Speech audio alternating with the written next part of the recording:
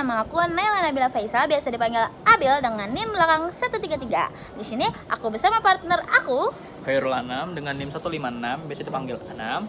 Welcome to the podcast. Halo guys, jadi di sini kita tuh bawa topik yang lumayan menarik, sebenarnya menarik banget sih. Yeah.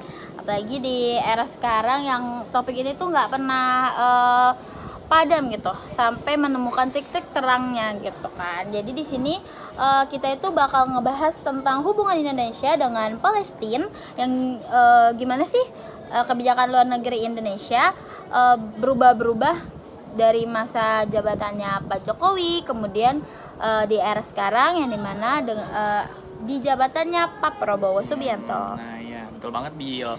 Pada podcast kali ini kita bakal ngebahas hubungan Indonesia dengan Palestina, serta gimana perkembangannya, terus juga kebijakan luar negerinya terhadap Timur Tengah. Pastinya, jadi kita nggak cuma sekedar ngasih informasi doang nih, tapi juga bakal analisis sedikit yang pastinya mudah dipahami. Nah, di sini tuh kita bakal ngobrolin beberapa topik nih, teman-teman. Yang pertama itu tentang sejarah hubungan Indonesia dengan Palestina. Kemudian di topik tersebut kita bakal ngebahas gimana sih kedekatannya pada zaman Soekarno sampai di era sekarang yang dimana Pak Prabowo. Terus kita bakal ngebahas tentang gimana kebijakan luar negeri Indonesia berkembang di masanya Soekarno sampai sekarang juga. Terus yang terakhir kita juga bakal bahas sedikit teori yang kita udah pelajarin teman-teman. Yang pertama itu topiknya itu 3 level analisis dan juga model pengambilan kebijakan, supaya kita itu bisa ngelihat gimana sih kebijakan luar negeri Indonesia itu terbentuk secara struktural. Nah ya, betul banget. Jadi kalau kita ngomongin hubungan Indonesia dengan Palestina itu, kita tuh nggak bisa lepas dari sejarahnya tentunya teman-teman. Jadi sejarahnya itu kan panjang ya, dari masa Soekarno nih. Soekarno itu kan dikenal dengan kebijakan luar negeri itu yang sangat berani nih teman-teman. Apalagi pada masa itu kan Indonesia tuh baru merdeka, jadi lagi kuat-kuatnya solidaritas untuk melawan penjajah gitu kan. Jadi di situ tuh benar-benar kepemimpinan Soekarno itu sangat dinilai berani, luar biasa gitu kan. Salah satu kebijakan luar negeri yang paling diingat dan sangat tertanam kebijakan itu di warga Indonesia, yaitu tentang solidaritasnya nih. Solidaritasnya terhadap Palestina tentu aja. Bahkan sejak Indonesia merdeka nih teman-teman, kita itu udah nunjukin dukungan kuat terhadap Palestina sebagai bagian dari perjuangan anti kolonialisme yang dibawa kan oleh Pak Presiden Soekarno. Ya betul banget Abil. Nah, Indonesia sendiri pada di pemerintahan Pak Soekarno itu memang sangat vokal, yang dimana Indonesia itu kan nggak cuma mendukung nggak cuma hanya mendukung Palestina, tetapi juga memimpin solidaritas negara-negara yang terjadi di dunia. Serta Soekarno tuh melihat Palestina itu bukan hanya sebagai isu kemanusiaan, tetapi juga sebagai perjuangan bangsa yang tertindas yang harus merdeka. Makanya Indonesia tuh nggak ragu buat bersuara keras di dunia internasional. Nah, kamu tahu nggak sih kalau misalkan Indonesia nih jadi negara pertama yang mengakui kemerdekaan Palestina, gitu kan? Indonesia tuh maunya Palestina itu merdeka, walaupun negara-negara lain itu belum mengakui kemerdekaannya Palestina. Tapi saking solidaritas Indonesia tuh menjadi negara pertama yang mengakui kemerdekaan Palestina. Terus Soekarno juga bahkan mengundang pemimpin Palestina nih, seperti Yasser Arafat ke Indonesia. Bukan hanya itu, Soekarno juga aktif di forum-forum internasional seperti Konferensi Asia Afrika pada tahun itu kalau nggak salah di 1955, yang dimana Indonesia itu mengajak negara-negara buat tergabung untuk mendukung kemerdekaan Palestina. Soekarno juga nggak hanya berbicara tentang soal Palestina, tapi juga melakukan tindakan nyata, ya kan? Nah ya, jadi Soekarno itu benar-benar mengedepankan diplomasi yang sangat aktif dalam mendukung Palestina. Bahkan dia sempat mengunjungi Palestina langsung untuk menunjukkan solidaritasnya. Nah, Indonesia waktu itu menjadi pemimpin yang sangat dihormati dalam gerakan solidaritas dunia ketiga. Dengan tegas Soekarno tuh memperjuangkan Palestina di forum internasional. Dan ini juga yang membuat Indonesia dikenal sebagai negara yang memegang teguh prinsip kemerdekaan untuk semua bangsa. Nah, pada masa itu juga Soekarno kan sangat disegani oleh negara-negara lain nih Nam, ya kan, dengan kepribadian dia yang sangat berani dan dengan dia tuh dikenal sebagai pemimpin anti kolonialisme nih oleh negara-negara Asia, negara-negara besar gitu kan.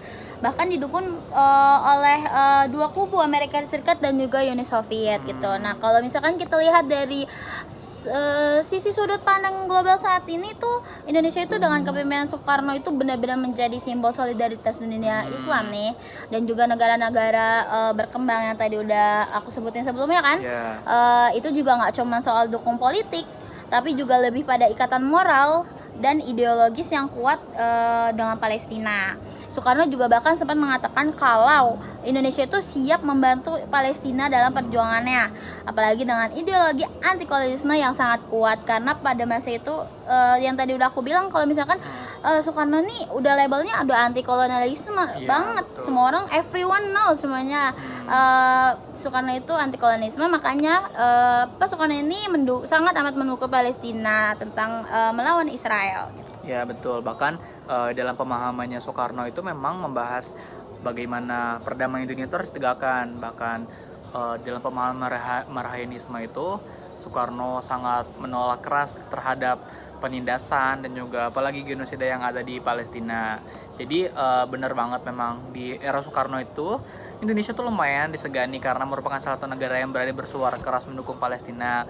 Tapi pada masa Jokowi hubungan Indonesia itu dengan Palestina juga semakin kuat meskipun pendekatannya sedikit berbeda. Nah, jadi kita akan masuk ke pembahasan pada era Pak Jokowi, yang dimana kalau Pak Jokowi itu lebih mengedepankan diplomasi multilateral, terutama di PBB dan forum internasional lainnya. Jadi Indonesia itu konsisten mendukung Palestina, tetapi dengan lebih banyak membangun solidaritas di organisasi tingkat internasional. Nah, pada masa Jokowi. Nah, kita tuh nggak cuma mendukung Palestina dari sisi moralnya doang, tapi juga lewat diplomasi yang lebih strategis. Betul sih, sebenarnya di era Jokowi itu Indonesia tuh lebih mendekatkan pendekatan yang lebih diplomatik dan multilateral ya kan. Jokowi itu pengen Indonesia tuh mainin peran aktif di PBB, apalagi kalau misalkan di masa Prabowo kan lebih fokusnya ke anti kolonialisme. Sebenarnya sekarang juga cuman karena adanya perubahan global juga, terus kita juga dengan dukungan Indonesia itu mengikuti masa perubahan ya, masa depan gitu, maksudnya masa global. Terus juga Indonesia itu pengen forum-forum internasional juga lebih berfokus kepada Indonesia dan mengikuti Indonesia, dan makanya Indonesia jadi lebih fokus perannya di PBB dan juga forum-forum lain. Walaupun tetap mendukung Palestina, Jokowi itu juga lebih milih buat menggalang dukungan internasional daripada mengambil sikapan yang tegas gitu. Seperti di masa Soekarno, Indonesia kan aktif memperjuangkan Palestina dengan cara yang lebih mengedepankan kerjasama internasional. Sedangkan kalau Jokowi itu lebih ke diplomatisnya ya kan. Nah, betul banget, karena selama 2 periode kepemimpinan Jokowi itu memang Pak Jokowi ini ingin memanfaatkan platform multilateral seperti contohnya PBB dan juga OKI untuk menegaskan posisi Indonesia terhadap Palestina. Nah, Indonesia juga itu memberi bantuan kemanusiaan serta pembangunan di Palestina seperti membangun rumah sakit, rumah-rumah, warga, serta infrastruktur lainnya. Indonesia itu bukan hanya sekedar berbicara soal kemerdekaan Palestina, tetapi juga memberikan bantuan nyata untuk memperbaiki kondisi kehidupan di sana, terutama pada saat sekarang adanya genosida oleh Israel. Karena kan memang penting banget tuh adanya pembangunan rumah sakit serta rumah-rumah warga serta infrastruktur lainnya. Di masa Jokowi kita juga bisa lihat bahwa Indonesia itu tetap mempertahankan kebijakan luar negeri untuk mendukung Palestina, karena kita tuh kan Indonesia tuh lebih condong kepada agama Islam, yang dimana Palestina kan negara yang dimayoritaskan oleh agama Islam. Jadi selain karena kita mendukung atas solidaritas, tapi kita juga mendukung saudara-saudara kita sendiri. Terus juga Indonesia juga yang pasti mempertahankan kebijakan luar negerinya dengan mendukung Palestina itu dengan cara yang lebih mengutamakan yang solusi tentang kedamaian dan juga diplomasi. Jokowi juga berusaha untuk menjaga hubungan baik dengan negara-negara besar tentunya. Jadi istilahnya Jokowi itu mencoba untuk menyikapinya dengan adil, setara antara mendukung Palestina dan juga mendukung negara-negara besar yang seperti kita ketahui bahwa negara-negara besar saat ini lebih condong kepada negara Israel, teman-teman. Tapi dengan tidak di sini Pak Jokowi itu mencoba untuk tidak mengorbankan prinsip Indonesia untuk mendukung Palestina. Iya, betul banget. Terus kita akan masuk ke topik hangat selanjutnya, teman-teman. Nah, kalau kita ngomongin tentang Pak Prabowo ini, di masa itu dia itu kan pernah menjabat sebagai Menteri Pertahanan kan. Kebijakan luar negeri Indonesia tuh terutama soal Palestina mulai dari pergeseran. Nah, gimana nih menurut kamu nih? Apakah gaya kepemimpinan Prabowo itu ngubah pendekatan Indonesia ke Palestina atau enggak? Nah, kalau menurut aku sendiri itu Pak Prabowo itu memang orangnya pragmatis banget. Iya, betul. Jadi dia tuh lebih fokus kepada kepentingan nasional Indonesia, negaranya sendiri, dan stabilitas kawasan. Seperti bisa kita lihat bahwa Prabowo tuh melakukan pendekatan kepada forum-forum di negara-negara entah itu condong ke kanan atau kiri.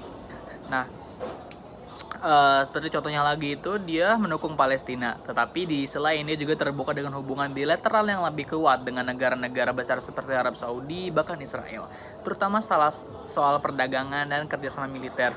Jadi menurut aku pendekatannya itu memang lebih fleksibel dan gas kaku, di mana Pak Jokowi yang hanya benar-benar melakukan pendekatan kepada Palestina saja.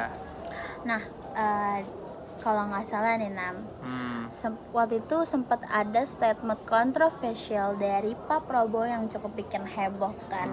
Nggak bikin heboh di Indonesia doang nih, teman-teman, sempat heboh juga nih di seluruh negara nih kebetulan nih. Apa isu-isunya tuh kedengaran sama negara tetangga nih, teman-teman. Nah, isinya tuh tentang apa sih? Kalau nggak salah dia tuh bilang kalau Palestina itu merdeka, Indonesia bisa mempertimbangkan untuk mengakui Israel yang seperti tadi di awal aku bilang. Nah, itu tuh sebenarnya langkah yang bisa diterima nggak sih menurut kamu tentang Indonesia itu menerima kemerdekaannya Palestina? Nah, kalau menurut aku sendiri tuh statement dari Pak Prabowo ini cuma lumayan wah juga ya, karena secara internasional kan negara itu banyak yang masih mengecam Israel karena isu kemanusiaan. Betul. Serta genosida juga. Betul. Nah, kalau semisal Indonesia mengeluarkan statement kayak gitu, itu bisa mempengaruhi posisi kita di forum internasional seperti PBB kan, karena itu kalau nggak salah itu di forum PBB juga. Tapi di selain itu mungkin ini jadi langkah realistis, apalagi kalau kita melihat dinamika geopolitik yang terus berubah. Nah, Prabowo ini tuh mungkin mempertimbangkan untuk membuka dialog bersama dengan para pemerintah di Israel sambil tetap mempertahankan prinsip mendukung Palestina dan juga karena sebenarnya mungkin fokusnya Pak Prabowo itu yang penting Palestina itu merdeka lah dan juga terhindar dari genosida. Iya, betul juga. Mungkin Pak Prabowo juga menyesuaikan dengan prinsipnya Pak Prabowo saat ini ya, untuk memajukan Indonesia. Jadi ini bisa dibilang Pak Prabowo itu nyari jalan tengah nggak sih, ya kan? Coba Pak Prabowo itu coba untuk tetap menjaga posisi Indonesia di dunia internasional nih, teman-teman. Kan Pak Prabowo itu kan dengan prinsip yang memajukan ekonomi Indonesia nih. Jadinya sambil ngebuka peluang untuk memperkuat hubungan ekonomi dan politik negara-negara besar, tapi Pak Prabowo juga mencoba untuk adil dengan mempertahankan prinsip tentang mengakui kemerdekaan Palestina gitu. Jadi meskipun tetap solid nih dengan Palestina, Indonesia itu juga nggak bisa nutup mata soal perkembangan global, karena pada masa Soekarno itu kan Indonesia itu baru banget menjajah nih, jadinya fokusnya belum terlalu di perkembangan negara gitu, beda dengan perubahan global saat ini gitu. Nah ya betul banget, memang mungkin Pak Prabowo tuh benar-benar ngambil jalan tengah dan main aman aja, ya, betul. Biar sama-sama saling menguntungkan gitu kan yang lain. Jadi Pak Prabowo memberikan statement seperti itu. Nah, oke, mungkin selanjutnya tuh kita bahas tentang tantangan di Indonesia nih. Tantangan di Indonesia itu kan semakin besar, nah ya terutama dalam menghadapi ketegangan di Timur Tengah seperti negara-negara besar seperti Amerika Serikat, Israel yang terus menjadi pemain dominan di kawasan Timur Tengah sana. Nah, jadi dengan ambil jalan tengah tuh Indonesia tuh uh, harus pinter lah bermain perannya sebagai negara yang mendukung Palestina sambil juga menjaga hubungan dengan negara-negara besar di Timur Tengah serta forum-forum internasional yang ada di dunia. Betul banget sih Nam. Indonesia itu kan punya peran strategis di Asia Tenggara ya kan. Dan dengan populasi muslim terbesar di Indonesia yang tadi aku udah bilang, kenapa kita itu sangat solid dengan Palestina ya kan. Indonesia juga bisa menjadi suara penting di dunia Islam untuk mendukung Palestina, karena sebenarnya kebijakan-kebijakan yang kita ambil nih di negara Indonesia itu dengan basis agama Islam gitu. Benar atau salahnya tuh kita dengan atas dasar agama Islam juga gitu. Tapi Indonesia juga harus hati-hati nih ya dalam mengelola hubungan dengan negara-negara besar seperti Amerika Serikat dan Israel, terutama dengan perkembangan geopolitik yang terus berubah gitu. Betul banget sih Nam. Nah, tahu gak sih baru-baru itu sempat ada kehebohan nih, viral nih di Indonesia. Tapi sebenarnya nggak cuma di Indonesia sebenarnya. Ini juga sempat viral di beberapa negara, hampir semua negara sih kayaknya ya. Tentang statement Prabowo nih yang cukup bikin heboh kan nih, bisa dibilang ini tuh statement kontroversial yang dimana isinya itu tentang Pak Prabowo itu bilang kalau misalkan Indonesia itu mengakui kemerdekaannya Palestina yang seperti tadi aku bilang kan. Nah, mungkin Indonesia itu bisa mempertimbangkan kemerdekaannya Israel tuh. Pak Prabowo sempat ngomong kayak gitu. Nah, menurut kamu nih, itu langkah yang bisa diterima nggak sih Nam dengan Indonesia itu mendukung atau menerima nih kemerdekaannya Palestina? Nah, kalau menurut aku sendiri kan statement dari Pak Prabowo itu menurut aku agak lumayan wah gitu sih ya, karena ini emang kontroversial di tingkat internasional juga, apalagi di PBB, karena banyak negara itu yang masih mengecam Israel karena isu kemanusiaan serta genosida terhadap Palestina. Jadi semisal Indonesia tuh mengeluarkan statement kayak gini itu tuh mungkin jadi mempengaruhi posisi kita Indonesia di forum internasional. Tapi di sisi lain mungkin statement ini dikeluarkan karena Pak Prabowo itu berpikir secara realistis. Apalagi kan kalau kita melihat dinamika geopolitik yang terus berubah-berubah, jadi mungkin Pak Prabowo ini mengambil jalan tengah bagaimana dia tuh mencoba untuk mengajak berdialog dengan pemerintahan Israel sambil tetap mempertahankan prinsip mendukung Palestina. Iya sih ya, sebenarnya kan Prabowo juga harus istilahnya kalau bahasa sekarang itu balance ya kan, balance antara dengan mendukung Palestina dengan juga balance dengan prinsipnya Pak Prabowo yang dimana Pak Prabowo itu punya prinsip untuk memajukan ekonomi Indonesia pada saat ini kan. Jadi mungkin bisa dibilang ini tuh Prabowo itu nyari jalan tengah ya kan. Nah, tapi Pak Prabowo itu tetap mencoba untuk menjaga posisinya Indonesia di dunia internasional dengan kepentingan nasionalisme tentunya ya, kepentingan bersama yang semuanya kita tahu gitu kan.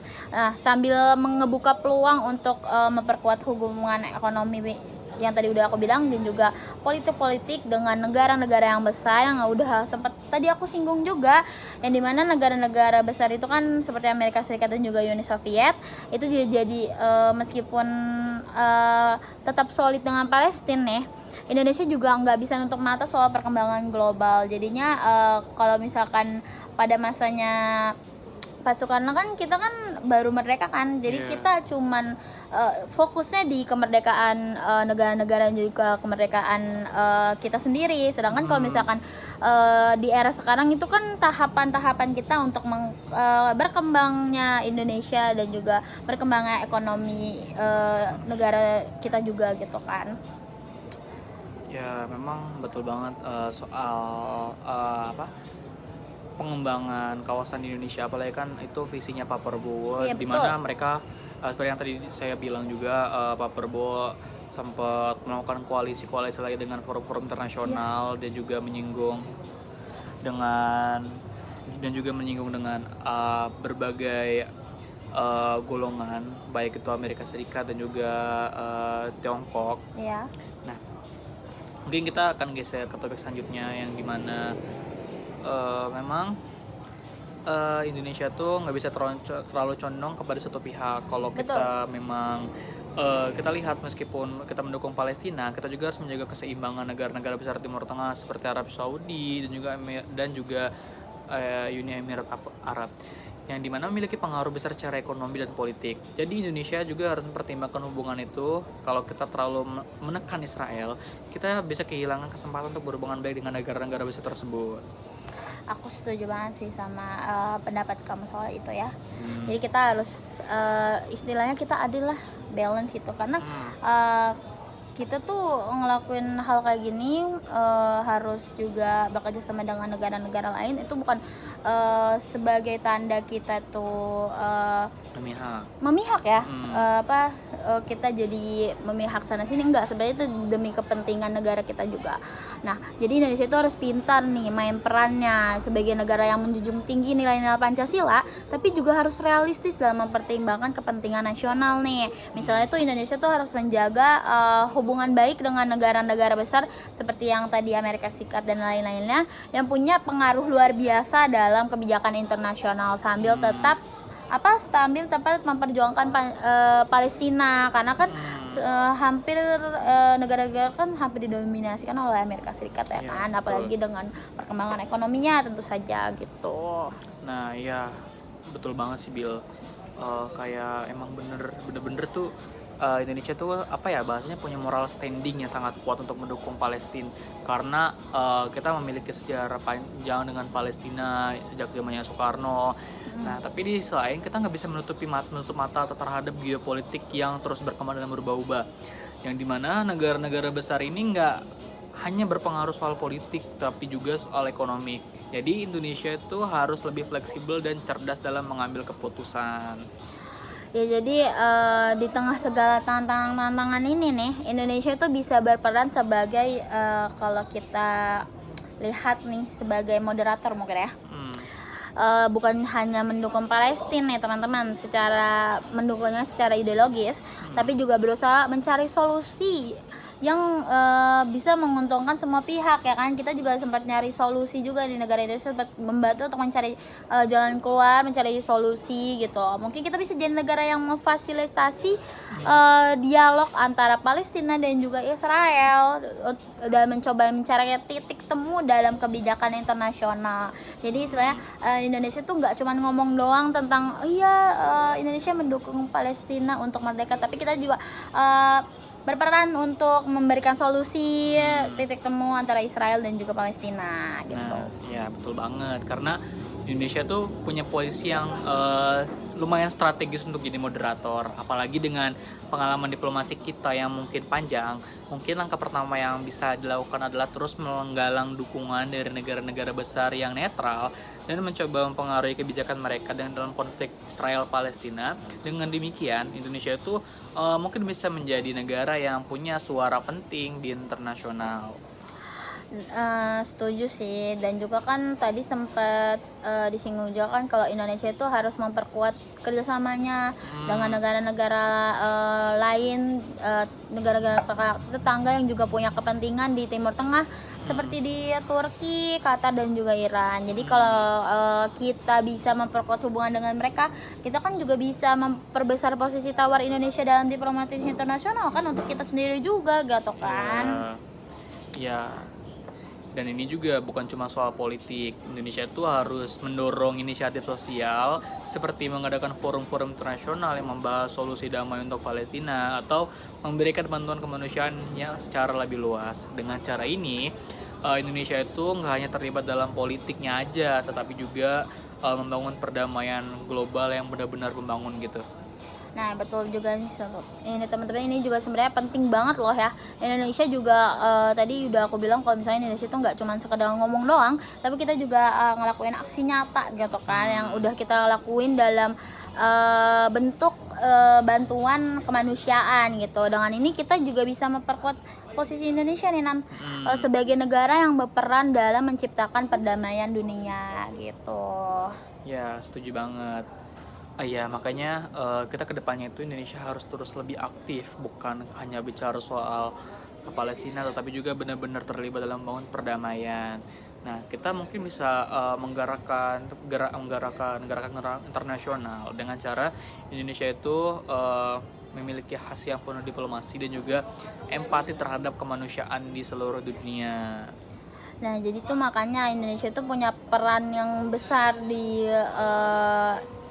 internasional lah gitu, terutama dalam isu Palestina yang tentu aja itu. Tapi tantangannya adalah bagaimana kita bisa mempertahankan prinsip solidaritas. Jadi teman-teman harus highlight kata solidaritasnya nih dengan siapa, dan tentu saja dengan Palestina, tanpa mengorbankan hubungan Indonesia dengan negara-negara besar yang punya pengaruh di Timur Tengah dan di dunia gitu kan.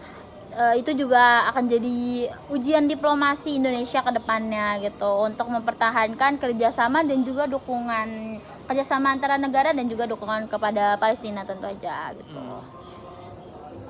Kemudian sekarang kita akan mencoba lihat lebih dalam lagi nih teman-teman dengan menggunakan 3 teori analisis level. Yang pertama itu di level sistem.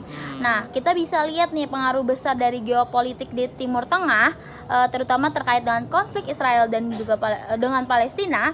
Pas posisi Indonesia tuh terus mendukung Palestina kan, itu tuh nggak bisa dipisahkan dari peran Indonesia di dunia internasional kan, terutama lewat OKI sebagai organisasi yang terdiri dari negara-negara Muslim dan memperjuangkan hak-hak Palestina di kancah internasional. Nah, iya betul banget, Bill. Di level sistem itu Indonesia tuh punya peran penting di organisasi internasional, khususnya OKI, di mana itu Indonesia menjadi suara utama atau mediator yang mendukung kemerdekaan Palestina di PBB dan juga forum internasional lainnya. Tetapi tentu aja dukungan Indonesia itu terhadap Palestina juga dipengaruhi oleh dinamika geopolitik yang lebih besar, seperti hubungan antara negara-negara besar di Timur Tengah serta negara-negara barat, terutama Amerika Serikat yang selama ini menjadi sekutu dekat dengan Israel. Jadi kalau bisa dibilang mah ya, di level ini tuh keputusan Indonesia itu buat terus mendukung Palestina itu bukan hanya soal solidaritas nih, tapi juga tentang posisi strategis Indonesia di kancah internasional. Indonesia itu tahu kalau kita tuh tetap menjadi suara Palestina di dunia internasional, kita tuh bisa memperkuat posisi kita di dunia Islam nih teman-teman. Yang tadi aku sempat singgung kalau misalkan mayoritas kita itu kan mayoritas Muslim ya. Nah, sekaligus juga memperlihatkan negara Indonesia itu sebagai negara yang konsisten dengan prinsip perdamaiannya gitu. Nah ya, dan itu nggak cuma soal Palestina aja, tetapi juga hubungan Indonesia dengan negara-negara besar, yang dimana kalau Indonesia itu terlalu mendekatkan diri dengan Israel, itu bakal mempengaruhi hubungan Indonesia dengan negara-negara besar di dunia Islam. Begitu pula sebaliknya. Jadi Indonesia tuh harus pintar-pintar menjaga posisi nih, ya biar balance, yang dimana bisa seimbang di ketegangan-ketegangan internasional. Nah, tadi kan udah ngomongin dengan level sistem ya. Di sini kita akan ngomongin tentang di level negara nih. Indonesia kan punya ideologi yang sangat jelas gitu mendukung kemerdekaan Palestina. Apalagi tadi Pak Prabowo juga udah ngomong kan kalau misalkan Indonesia menjadi negara pertama yang mendukung kemerdekaan Palestina, yang mengakui kemerdekaan Palestina. Itu tuh udah tertulis dalam Pancasila dan konstitusi kita yang memang mengutamakan perdamaian dunia dan juga keadilan sosial nih teman-teman. Jadi dari sisi ideologi, kebijakan luar negeri Indonesia tuh nggak bisa dipisahkan dari prinsip-prinsip yang ada di dalam negara kita. Jadi apa yang udah Indonesia lakuin itu nggak keluar dari prinsip-prinsip yang udah negara kita terapin ya kan, yang udah negara kita anut, yaitu Pancasila gitu. Betul banget, karena Indonesia itu sejak awal memang menempatkan kemerdekaan Palestina sebagai bagian dari perjuangan perdamaian dunia, yang memang ini tuh jadi bagian dari ideologi negara kita, Pancasila, yang menekankan bahwa Indonesia itu harus berperan aktif dalam menciptakan dunia yang adil, damai, dan salah satu caranya adalah mendukung Palestina. Tetapi yang menarik adalah bahwa di level negara ini Indonesia juga harus mempertimbangkan kepentingan nasionalnya. Bener banget sih. Jadi kepentingan yang lebih luas juga nggak bisa diabaikan gitu kan.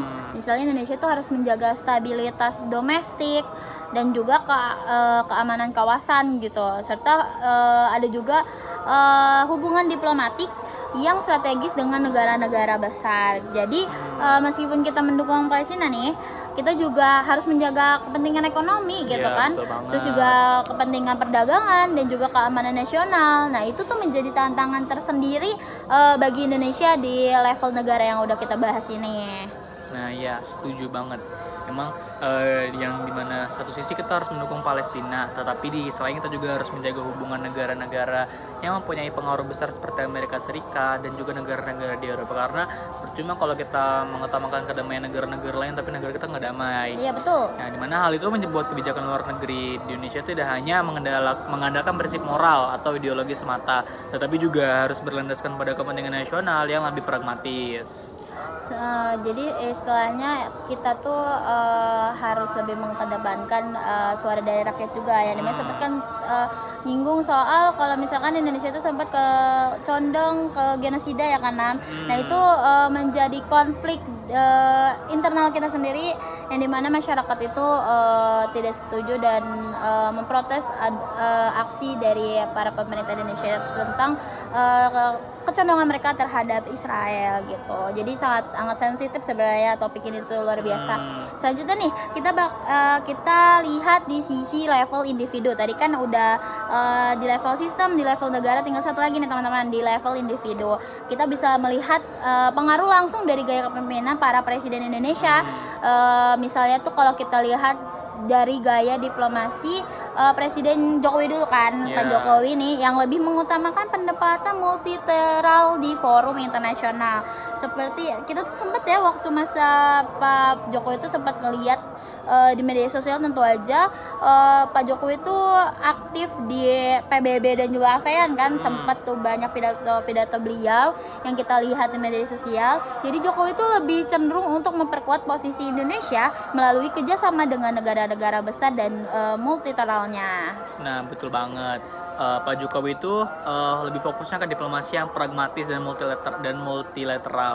Dia ingin Indonesia itu menjadi bagian yang menjadi solusi global, bukan hanya sebagai negara yang mendukung Palestina, tapi juga sebagai negara yang mencari solusi damai. Tapi semisal kita bandingkan dengan gaya kepemimpinan Prabowo, karena dari pribadi Prabowo yang lebih keras dan juga tegas dan pragmatis, yang dimana di bawah kepemimpinan Pak Prabowo itu Indonesia mungkin menjadi menggunakan pendekatan yang lebih bilateral, yang dimana dengan negara yang dimana melakukan hubungan diplomasi dengan negara-negara besar di Timur Tengah, yang dimana ini tuh menjadi adanya perubahan pendekatan dalam hal kebijakan luar negeri terhadap Palestina. Jadi ya kalau kita lihat gaya kepemimpinannya Pak Jokowi nih, Indonesia tuh lebih menekankan pada kerjasama internasional ya kan. Sebenarnya Indonesia ngambil tindakan untuk mendukung Palestina itu sebenarnya udah menjadi topik yang sensitif kan. Jadi kita juga harus menunjukkan kepada negara-negara lain bahwa kita tuh nggak cuman bisa mendukung, tapi kita juga akan menyumbangkan aksi kita gitu. Terus juga hal ini tuh kan menekankan pada kerjasama internasional dan juga diplomasi multilateral, dan dimana itu selalu disinggung dari tadi. Sedangkan Prabowo itu dengan gaya kepemimpinannya yang lebih fokus pada stabilitas kawasan dan kepentingan bilateral. Nah itu tuh lebih berfokus pada menjaga hubungan yang lebih dekat dengan negara-negara besar yang punya pengaruh besar langsung gitu terhadap situasi di Timur Tengah. Yang ini tuh menjelaskan berbeda dengan Jokowi yang lebih mengutamakan hubungan multilateral gitu. Nah ya, mungkin kita langsung bisa masuk ke dalam analisis bagaimana proses pembentukan kebijakan luar negeri Indonesia. Kita memakai teori tentang BPM atau Bureaucratic Political Model, yang dimana kita bisa melihat bahwa kebijakan luar negeri di Indonesia itu bukan cuma keputusan dari presiden, tetapi banyak aktor-aktor lain di dalam pemerintahan yang mempengaruhi kebijakan ini, seperti Kementerian Luar Negeri, Kementerian Pertahanan, dan bahkan Kementerian Ekonomi. Setiap lembaga itu punya kepentingan di suatu kebijakan yang dimana dan juga ada prioritas masing-masing dalam semua kementerian tersebut. Nah, jadi kalau pakai birokrasi politik model nih, kebijakan luar negeri Indonesia itu lebih sering muncul di negosiasi antar lembaga yang punya agenda berbeda. Jadi keputusan yang diambil itu nggak hanya berasal dari presiden kan, tapi juga dari perdebatan dan juga pertimbangan dari berbagai pihak yang terlibat dalam pemerintahan ya teman-teman. Itu sebabnya terkadang kebijakan luar negeri Indonesia itu bisa berubah sesuai dengan siapa yang memegang kendali di dalam pemerintahan teman-teman. Jadi istilahnya fleksibel sesuai dengan kondisi Indonesia saat itu juga gitu. Nah, kita kan tadi udah bahas tipis-tipis nih kan soal hubungan Indonesia dengan Palestina kan. Yeah. Nah, jadi menurut kamu gimana sih perubahan kebijakan luar negeri Indonesia pada masa Prabowo, apalagi soal statement beliau soal mengakui kemerdekaan Israel dengan syarat Israel itu harus mengakui kemerdekaan terhadap Palestina, terutama di level sistem. Jadi kayak kalau misalkan Palestina merdeka, Israel mereka, dan itu sebaliknya, tapi harus dengan syarat kan, seperti itu. Nah, memang statement dari Prabowo ini cukup menarik dan juga kontroversial ya. Semisal kita lihat pakai level sistem, pernyataan Prabowo itu sebenarnya mencerminkan perubahan signifikan dalam kebijakan luar negeri yang ada di Indonesia. Soalnya Indonesia itu kan selama ini konsisten mendukung Palestina saja, yang di seluruh forum yang ada di internasional. Tetapi dengan statement itu seolah ada semacam tawar-menawar nih dengan atau menggunakan pendekatan yang lebih pragmatis terhadap Israel yang pastinya berhubungan dengan dinamika geopolitik yang ada di Timur Tengah.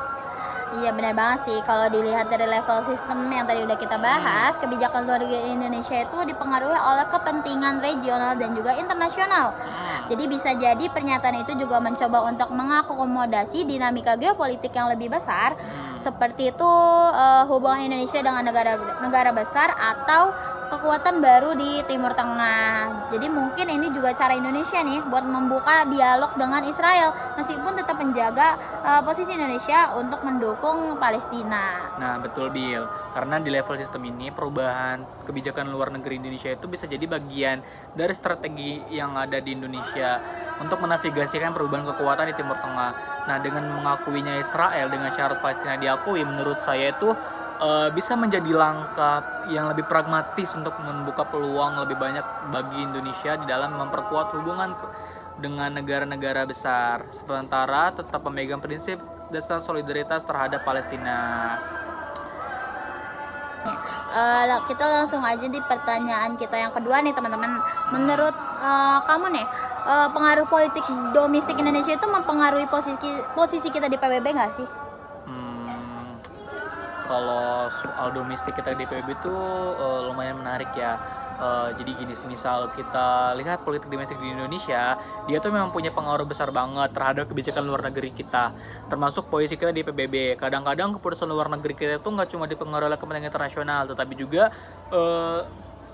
ada kepentingan di dalam negeri. Semisal siapa yang lagi berkuasa, apa yang lagi jadi prioritas, terus juga politik domestik, itu semua bisa nentuin sikap kita di dunia internasional. Jadi kalau kita lihat di sisi ideologi dan kepentingan nasional kan, Indonesia kan selalu mengedepankan nilai-nilai Pancasila ya.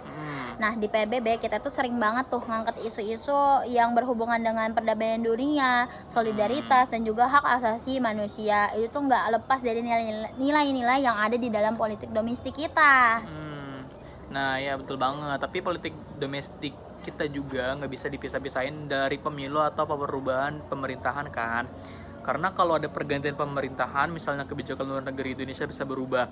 Sebagai contoh, di masa Presiden Soeharto, Indonesia itu lebih memilih untuk hubungan yang baik dengan negara-negara besar seperti Amerika Serikat karena kepentingan stabilitas domestik. Sementara di era Pak Jokowi itu Indonesia lebih fokus pada diplomasi multilateral dan juga aktif di PBB seperti yang kita lihat di dukungan Indonesia terhadap Palestina. Sedangkan nih Pak Prabowo sendiri itu lebih ke bilateral.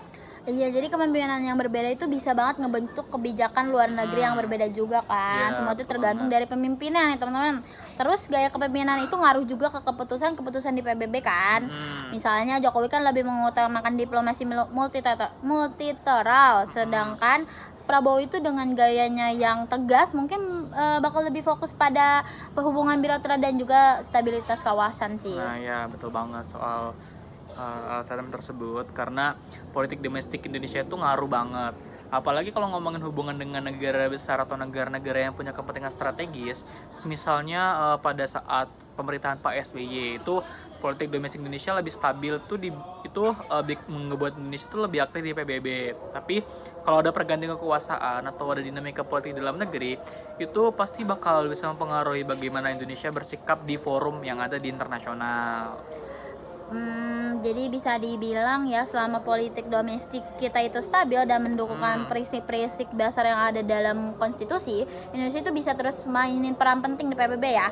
Kita tuh bisa tetap konsisten mendukung Palestina, isu kemanusiaan, dan juga perdamaian dunia, teman-teman. Oke. Mungkin lanjut pertanyaan dari saya sendiri.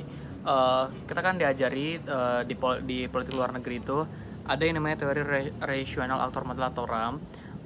Kalau kita elaborasikan di masa kini, kenapa sih Indonesia itu tetap bisa konsisten mendukung kemerdekaan Palestina sepanjang era pemerintahan yang berbeda dengan teori RAM ini?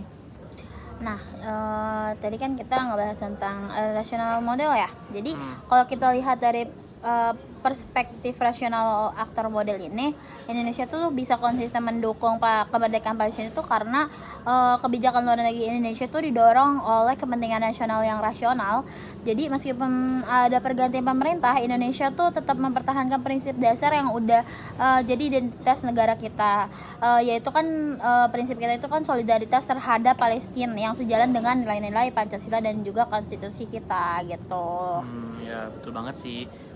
Karena selain itu dari perspektif RAM juga Indonesia itu melihat bahwa mendukung Palestina nggak cuma soal moral tapi juga soal pengaruh di dunia internasional. Terus Indonesia juga tahu bahwa dengan konsisten mendukung Palestina, kita bisa memperkuat posisi Indonesia sebagai negara yang menjunjung tinggi perdamaian dan juga keadilan di dunia ini, yang tentunya menguntungkan posisi diplomatik Indonesia di kancah global. Nah oke, mungkin pertanyaan selanjutnya itu bagaimana menurut kamu tentang gaya kepemimpinan Prabowo yang bisa mempengaruhi kebijakan Indonesia di Timur Tengah ke depannya? Kalau menurut aku, gaya kepemimpinan Pak Prabowo itu lebih tegas ya tentu aja, dan juga lebih pragmatis, pasti akan membawa perubahan yang signifikan dalam kebijakan Indonesia di Timur Tengah tentunya. Terus juga Pak Prabowo itu cenderung lebih fokus pada stabilitas kawasan dan juga kepentingan strategis di Indonesia. Jadi kita tuh mungkin akan melihat Indonesia lebih memperkuat hubungan bilateral ya dengan negara-negara besar seperti Arab Saudi, Emirat Arab. Dengan gaya kepemimpinan yang lebih strike forward, Indonesia bisa lebih jelas dalam menyuarakan posisi kita di kawasan gitu. Ya. Karena memang secara gaya kepemimpinan Prabowo yang lebih fokus pada dalam kebijakan praktis yang berbasis dengan kepentingan nasional, yang dimana berarti bahwa Indonesia ini akan lebih memilih pendekatan yang lebih realistis ke Timur Tengah. Jadi mungkin Indonesia itu nggak hanya akan mengutamakan nilai-nilai ideologis, tapi juga mengejar hubungan yang lebih menguntungkan secara ekonomi dan politik sambil tetap menjaga posisi kita dalam mendukung Palestina. Oke, lanjut ke pertanyaan yang terakhir. Menurut perspektif kamu, seberapa besar sih dampak geopolitik terhadap kebijakan yang ada di Indonesia di kawasan Timur Tengah? Jadi kalau misalnya kita ngebahas tentang geopolitik, itu menurut aku tuh besar banget kan. Di kawasan Timur Tengah itu kekuatan-kekuatan besar seperti Amerika Serikat dan juga Rusia dan negara-negara besar lainnya itu seringkali punya pengaruh besar terhadap ke arah kebijakan negara-negara di sana. Jadi Indonesia itu sebagai negara yang posisinya strategis di Asia Tenggara kan, pasti harus mempertimbangkan hubungan dengan negara-negara besar ini. Jadi kebijakan Indonesia di Timur Tengah tentu dipengaruhi oleh dinamika kekuatan besar dan bagaimana Indonesia itu menavigasikan kepentingan nasional kita di tengah perubahan geopolitik yang terjadi gitu. Nah, betul banget Bill. Karena misalnya kita lihat dengan adanya ketegangan di Timur Tengah seperti Iran dan Arab Saudi, Indonesia tuh perlu mengambil sikap yang hati-hati agar nggak terjebak dalam persaingan kekuatan besar tersebut. Selain itu pengaruh ekonomi juga nggak bisa dipandang sebelah mata kan, karena negara-negara seperti Arab Saudi dan Uni Emirat Arab itu punya pengaruh besar secara ekonomi. Jadi Indonesia harus pintar menjaga keseimbangan antara kepentingan politik, ekonomi, dan moral yang selama ini kita junjung. Nah, kita kan udah bahas banyak hal ya, dari sejarah hubungan Indonesia dengan Palestina yang udah mulai dari masanya Soekarno hingga kebijakan luar negeri Indonesia berkembang selama era Jokowi dan era Prabowo juga. Nah, di kedua era tersebut Indonesia itu tetap konsisten mendukung Palestina tentu aja, meskipun ada perbedaan dalam pendekatan kebijakannya gitu. Ya, kedepannya Indonesia tuh mungkin harus tetap menjaga perannya sebagai negara yang mendukung Palestina, tetapi tentu saja harus memperhitungkan dinamika geopolitik yang terus berubah. Karena Indonesia tuh harus terus memainkan perannya sebagai mediator yang tegas, fleksibel di kawasan Timur Tengah. Terima kasih teman-teman sudah mendengarkan podcast kita hari ini. Semoga diskusi ini memberikan wawasan baru dan bisa lebih membuka pemahaman kalian tentang kebijakan luar negeri Indonesia. Sampai jumpa di podcast berikutnya. Terima kasih.